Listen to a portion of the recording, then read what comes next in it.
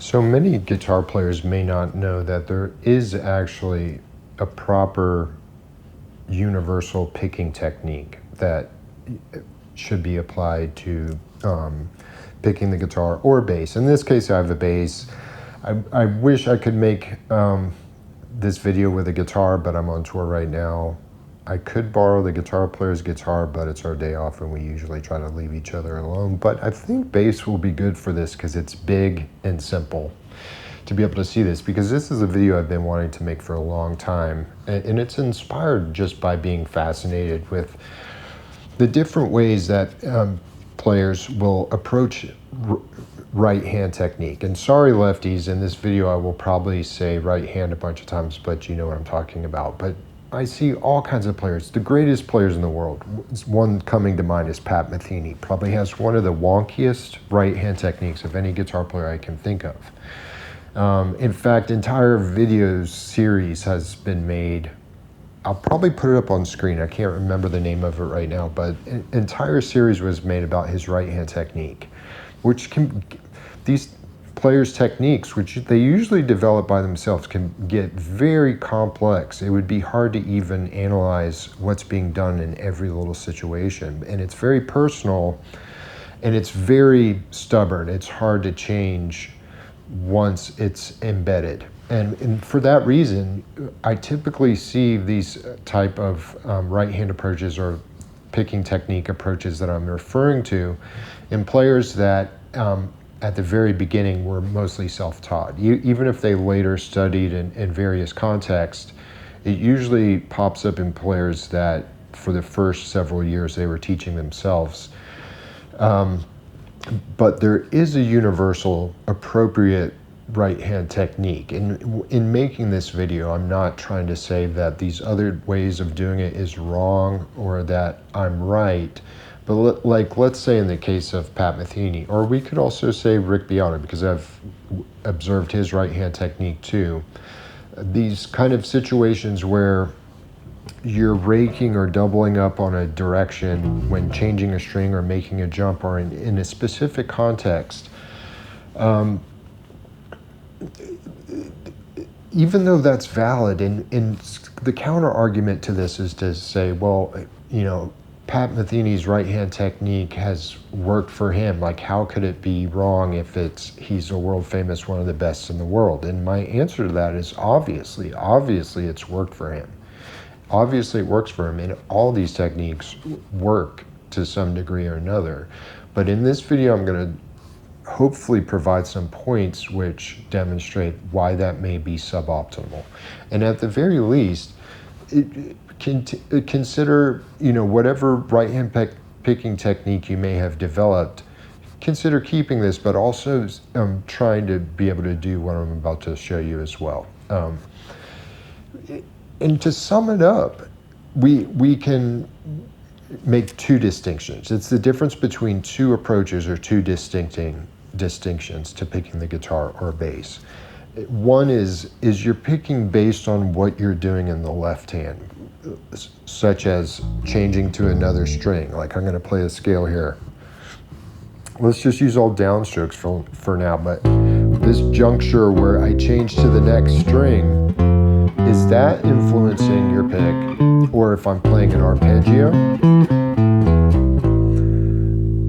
or making some kind of skip or any other combination of the left hand, is that determining your picking direction, or is rhythm determining your picking direction? Because in my opinion, proper picking technique should solely be determined by the rhythm of what you're picking. And this will be immediately obvious to most guitarists if we scale it up on the macro scale and talk about strumming like Nile Rodgers style, which now I really wish I had a guitar. But let's take the ubiquitous strumming rhythm of 1, 2, and 4, and 1, 2, and.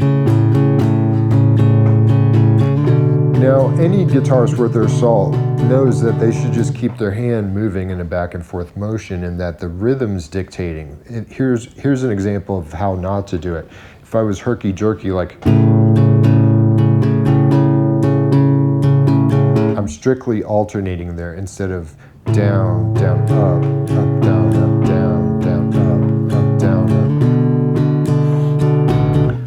A different way would be some kind of weird combinations of down, down, down, up, up, down, down, down, down. That would be inefficient and undesirable and kind of herky-jerky. So on a macro scale, strumming scale, most guitarists are aware that the rhythm should dictate what you're strumming. You could have more complex strumming.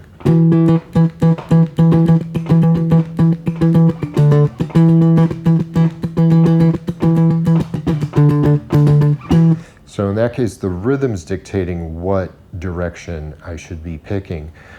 And all this technique that I'm talking about is scaling that should apply in a similar fashion to single lines, to melodic playing. But this is what gets a lot of players. So most of the time when this is being presented, we're talking about fast lines. Scales and stuff like that. And most of the time that's just going to be 16th notes or 8th notes. So let's talk about that first, because this will really show where this kind of inefficiency may crop up. Let's just take the minor scale. 8th notes.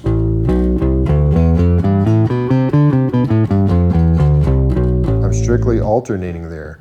But this is what you'll see a lot of players do. They'll go down, up, down, and since they're changing strings, they do another down. And then they may alternate some more, but then they kind of have to do some weird there. So it's not strictly alternated. This really crops up in arpeggios, because in arpeggios, sometimes you'll have 2 notes on a string, but sometimes you'll have 1 note on a string. So you really should be able to play arpeggios like this.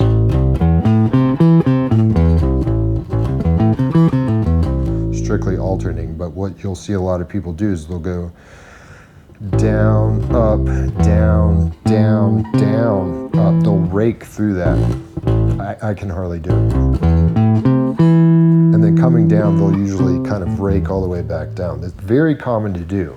And again, this crops up in people that taught themselves right at the beginning, which is not a bad thing. And I don't want to say that these ways are wrong or that these players are wrong.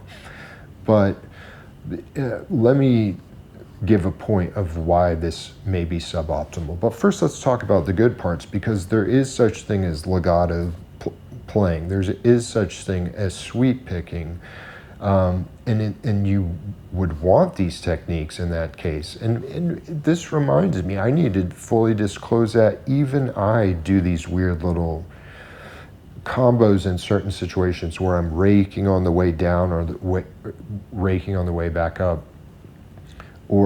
Those have crept in though.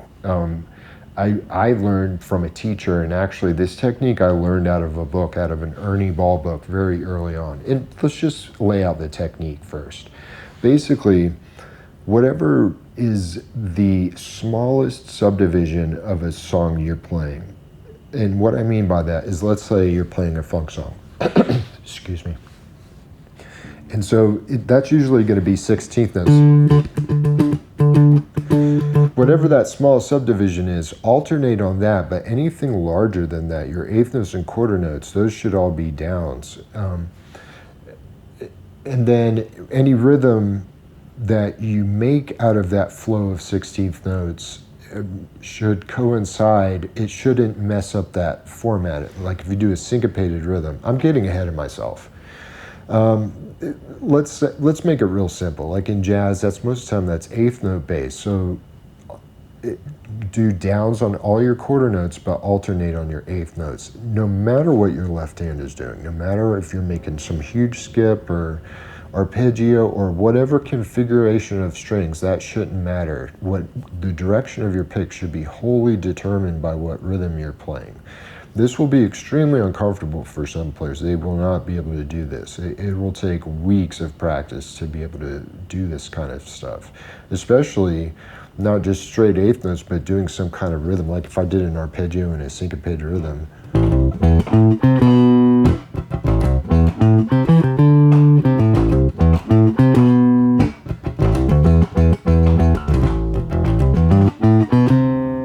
Stuff like that is really going to kind of trip them up to maintain the correct picking directions. They'll usually have to rake in certain places, usually the junctures where you're changing strings. here's why that is suboptimal. And this goes out to Pat Metheny and Rick Beato and everyone who developed this kind of specialized right hand technique, which is, if you think about it, it's specialized in certain cases of what your left hand is doing. Like, oh, if I'm doing this kind of arpeggio, I pick like this. But if I'm doing this other type of thing, I pick like this. You don't want that. And here's my main point. The reason is, over time, you will tend to get in lick ruts where you will only want to play a certain type of thing. And it's not even that, it's almost like you don't know what you don't know type of situation. Certain ideas won't even occur to you because this technique is not universal. It's not set up for that. It's specialized. So that's my main point, is that if your left hand is dependent on what your right hand can do, and vice versa, your right hand is dependent on what your left hand is doing, but that makes your left hand dependent on what your right hand can do. So there will be certain configurations that your right hand will be uncomfortable with, and those ideas won't occur to you because they're just uncomfortable. You don't want that. You want a universal technique that applies in all situations, no matter what you're playing, and that's when that means the rhythm is dictating the direction of your picking, not what you need to do with your left hand. And that will arise, especially on guitar, if you're holding a G chord and you're wanting to arpeggiate in various combinations, like not just consecutive strings, but big skips where you're kind of arpeggiating all over. That's going to rise. Some guitars will find that extremely uncomfortable. Like, wait, I have to pick down here, but when I go up here, I have to pick up, and then I have to pick, like, that's really uncomfortable for some people. They think, well, if I'm going down and I'm heading to this string that's lower in elevation towards the floor, I might as well continue going down, because it doesn't make sense to kind of change direction and turn around. That's called raking. You don't want to rake unless you're doing very specialized kind of legato sweep things. In most cases, you never want to rake. You want to have the rhythm be dependent. I was maybe going to provide some exercises, kind of syncopated exercises, but I guess for this video, I'm just going to keep it simple. Like, I was going to add notation and everything on screen, but here's the basic things you should be able to do. Play a scale up and down, alternating strictly. No consecutive downs or up picks. And do the same thing with arpeggios. And then you should also be able to kind of almost random.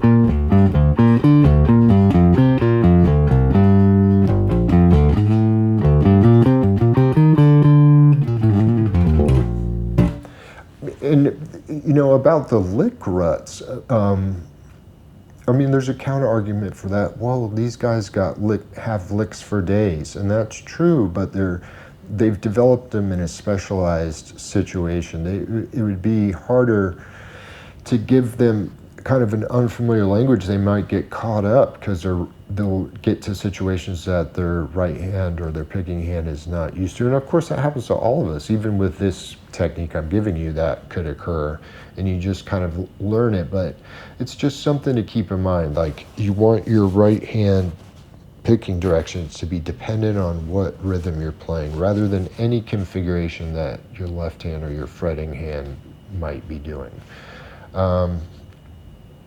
I may talk about this more, maybe leave a comment or something if you have a question, or if you disagree or have a different idea, and then maybe we'll make more specific video. I just wanted to talk about the general concept and the philosophy, and every picking technique is valid if you're getting the sound out and you're efficient and you're relaxed. But that's something I forgot to talk about, because the relaxation is important. Because if you look at right hand techniques that are kind of specialized or wonky in this way, where sometimes it might be a certain configuration going up in pitch and then a completely different movement in the right hand coming down.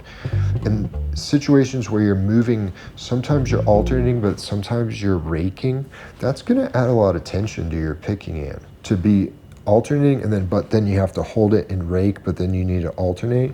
It's better just to have, like we talked about with the strumming, you just kind of always have this flowing back and forth motion.